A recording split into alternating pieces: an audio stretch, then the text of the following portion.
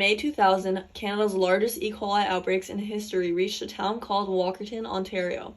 Dennis O'Connor was a judge that analyzed the case, thoroughly investigating the exact causes of this outbreak. Public Utilities Commission operators and brothers Stan and Frank Coble, two employees at the Walkerton Clean Water Center, were arrested for causing 2,300 illnesses and the deaths of 7 people due to this outbreak.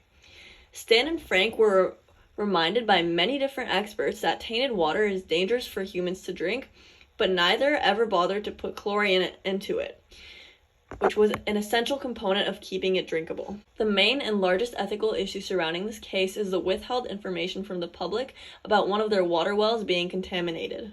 The main actor that we will be focusing on is Stan Coble, because he was the head of the Public Utilities Commission during this crisis, which means he was in charge of the water supply in the town and making sure it was safe and clean for everyone to drink. Stan Coble pitched the idea to keep their water system independent. He knew that the water was often tainted, but he simply didn't care at all. While the Ministry of Environment officials were aware of what was going on and warned others of this major problem, Coble promised that he was always on top of it.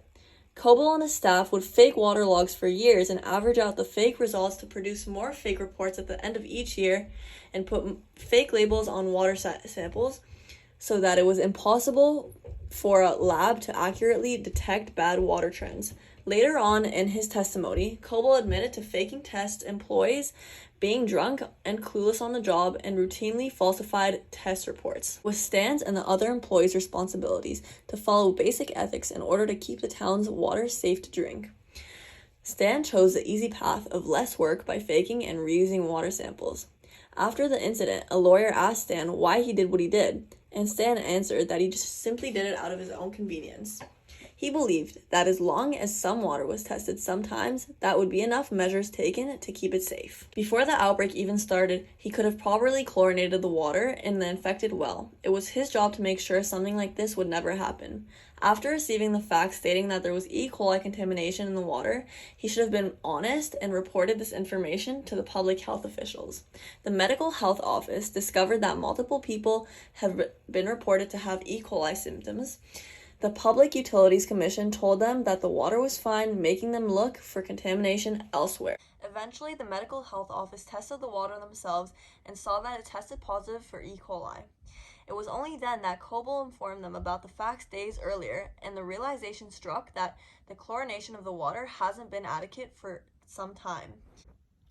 The Public Utilities Commission repeatedly lied to health officials and withheld information from the public.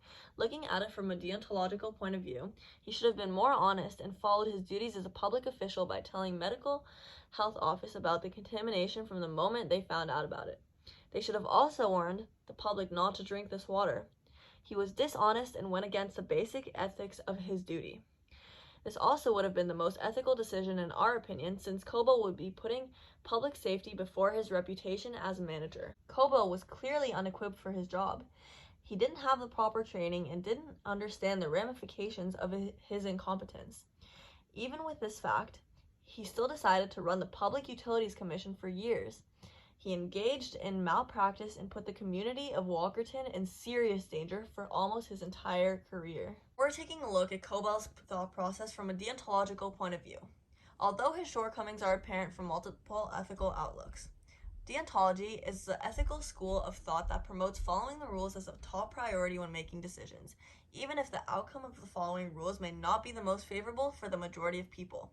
Deontology is rather simple to apply. It implies that someone should follow the rules assigned to them and stick to their duty. Coble had a pretty significant responsibility, being the person who ran the water supply of the town after all. When looking at his time as the head of Public Utilities Commission, and specifically during the E. coli outbreak, one can see examples of him not fulfilling his duties, and as a result, not being ethical from a deontological outlook. To conclude, since Coble was a manager of the Public Utilities Commission, he should have observed the situation using deontology. He had rules to follow and completely neglected them all.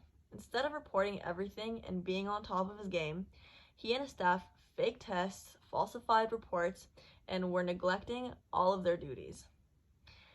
His actions were definitely unethical and put a lot of people in danger.